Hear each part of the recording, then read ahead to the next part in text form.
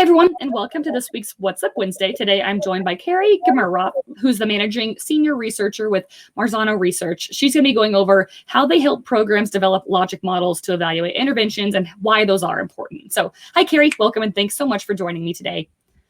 Hi, thanks for having me. Glad to be here. Absolutely. So, kick us off today just by briefly explaining your role with Marzano Research. Yeah, so I'm a managing senior researcher at Marzano Research, and my expertise is in early childhood development and learning. That's my background. I have four girls under 10, and so I feel like I eat, sleep, and breathe early childhood. Anything, birth through that kind of continuum through an 8-year-old. It's my thing. It's my jam. So yeah, you're busy. I am definitely. It's all I think about. Literally, wake up in the morning and think about, okay, what's this next early childhood project? But and at Marzano, so I get to lead and manage research projects designed to improve outcomes for parents and children's health and well-being. So I consider myself really fortunate that I get to work with fantastic people across Colorado and the country.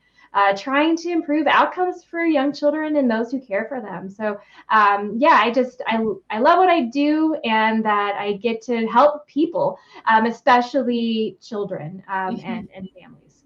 Absolutely. That's a great overview. Yeah, you're a busybody, I can tell. So how do you help those programs develop these logic models for the interventions that we're talking about today? Right. And so, we work with a lot of different programs and partners and in early childhood that have all different kinds of levels of capacity around evaluation and, what do they understand about evaluation and collecting data? A lot of times, I think it sounds really scary. Sure. And overwhelming to do that. And oftentimes it's the last thing you're thinking about. Yeah. And so we really, I say partners because our approach at Marzano Research is partnership. Like we can learn from each other. It's not like we're the experts or anything like that. We're partners in this process, and we're learning together. And so when we engage with a partner, whether it's to evaluate a program that they've asked us to evaluate or help them to evaluate their own initiatives, right? We partner with them to develop, we like to start off with logic models. They're really at the foundation of all evaluations. And the purpose of a logic model is to really kind of give you an opportunity to put forth what's a realistic goal. What are your goals and objectives for what you're doing? Usually it's an improvement initiative. So you implement a particular intervention, or you try something new. And intervention maybe sounds too technical for some people. Yeah. But you try something new. Like, I'm going to try this teaching strategy. That didn't work with this child. Let's try this again. You're doing this all the time, probably in your day as a teacher. Yeah.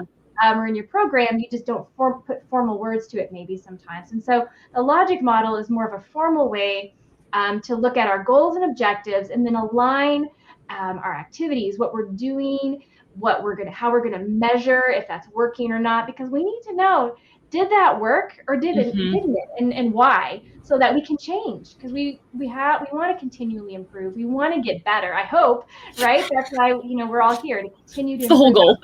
Yeah.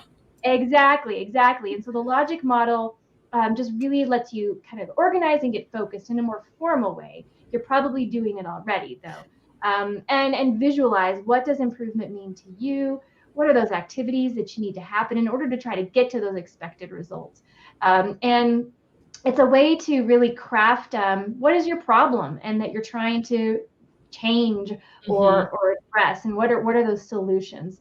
So yeah, that's when we start with programs, it's in that logic model. We help them to think about their problem. What is the problem? What is the need that they're trying to address?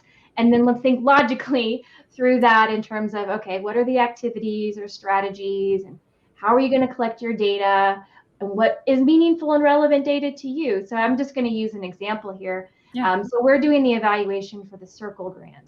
And this is part of the stimulus funding to support innovation and resilience in communities, and support early childhood programs and providers across the state to improve equity as well. And so we work with some of these programs are trying to, one of them in particular I was thinking about is doing a new, they're improving their outdoor learning spaces. to make it more accessible to children that of all ability types. And so, we're like, well, how do we understand the impact of the improvements on children's lives and their health and their well-being? And we're like, well, you can't really, with a 4-year-old, you're not going to do you strongly agree or agree? Take this survey. Take a survey. So, we talk through, okay, let's ask them to draw a picture of their favorite thing on the playground, or ask them to draw a picture of how playing on the playground or this outdoor learning space makes them feel.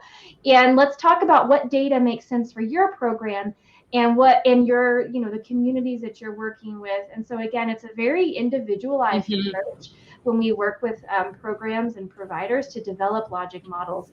And, think about what can we fit in. We don't want it to be overwhelming and burdensome. This should be part of your day-to-day. So. Yeah.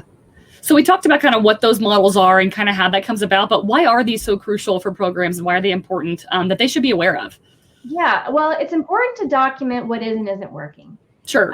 You use data all the time to make decisions in your life, right? You make decisions about what restaurant to go to, or which TV to buy, or you're always whether you know it or not, you're consuming data and information. Day-to-day decisions, yeah. Sometimes the data is more reliable than others, probably, but we should do that when it comes to outcomes with children and families too. We need to have data about those decisions. And so the logic model is just important for you to guide your decision making and to set up that logical framework for here's what we're trying to do, here's how we're trying to do it, and what are we going to use to document and understand how is this working and who is it working for? Like, it worked for these kids, but not these kids, and why? It also is a great way. It's really important, I should say, to demonstrate your efforts too, and be able to have something that you can use in conversations with your with other colleagues in your program or community, with parents. So you'll have a shared understanding of what needs to happen and what you're trying to do to accomplish your goals. And so it's really a great way to prioritize efforts and stay focused and get everybody on the same page. And as you make decisions down the road, you come back to your logic model and say, wait a minute, we said this is what our need, but now we're making these decisions over here that really don't align with what we said we're trying to do. Maybe we shouldn't do that, or maybe our goals are wrong. And so again, just keeping everybody prioritized and focused. Yeah, keep on track to kind of move forward with those goals. Absolutely. All right. So for anyone that does have questions or wants to learn more about Marzano Research, or just in general with what we've been talking about today, where can those go who are watching today to learn more, or kind of just contact you if they have questions? Yeah, absolutely. So we recently published a program evaluation toolkit through the Institute for Education and Sciences. And it's a great resource for walking through the steps involved in creating a logic model. And I'm not going to lie, though, it's a lot, and it's a lot, it can be overwhelming. It actually has 8 modules that you can access. Wow. So it takes you from beginning the planning stage to develop your logic model, all the way to presenting your evaluation findings to stakeholders. And so, there's lots of different entry points depending upon what you're interested in and what your comfort level is. However, again, it can feel overwhelming. And if that's the case, you may want to connect with someone like us at Marzano Research. Sure. Work in partnership with you to just help you kind of walk through and be a thought partner. And it's really great. It's one of the most gratifying professional experiences, I think, to be able to work with providers that are really trying to, improve outcomes for children in their communities. So you can contact me at Marzano Research, and I know that you're going to be sharing the program evaluation toolkit with viewers, and then also my contact information. Absolutely. I'm happy to talk and share more, because it's it's not always easy just sitting down and looking at something. It's easier to talk. Never is, yeah. Yes. Awesome. Well, as we wrap up here, feel free just to kind of share any final thoughts, updates, feedback regarding Marzano Research, or just to our ECE field here in general watching today. Yeah, and so I think what I was reflecting on this question, I just think it's a really exciting time in Colorado to be in early childhood. There's so much happening. So true. Yeah. And at the same time, it is a lot of change. We Yeah. just came out of the pandemic, which was a lot of change and instability, and we're moving into a lot more change, and it can be a little bit causes a lot of feelings, mixed Sure. emotions. And I think in the midst of the changes, it's important to hold at the center, like this need to document and have a continuous improvement process. And so really wanting to know what is and isn't working for children and families. And it's easy to let evaluation and data collection and these kinds of things be an afterthought. Sure. But I just encourage us all to not let it go to the wayside, but to think from the beginning, okay, here's our goals, here are our targets.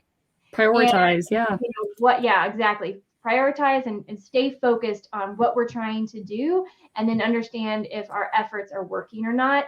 Yeah. It's okay to change. It's okay, but we should make those decisions based on data. And so, again, Marzano, we work in partnership, and we have a very much a partnership approach, and meeting people, organizations where they are, and helping them to identify those high leverage needs and what's important to them, and how can we come alongside you and help you understand and document what is and isn't working, and continuously improve. Yeah, day by day, do what they love to do. Exactly. Awesome. Well, you shared some amazing information, and I really hope we kind of get some people kind of sent your way for kind of research and tips and things like that. So thank you so much for your time. I will be sure and include all the resources and links that you sent over either in the description of the comments of wherever our viewers are watching today. But thank you so much. If you have any questions, feel free to reach out. Thank you again. Have a good one, everyone. Thanks for watching.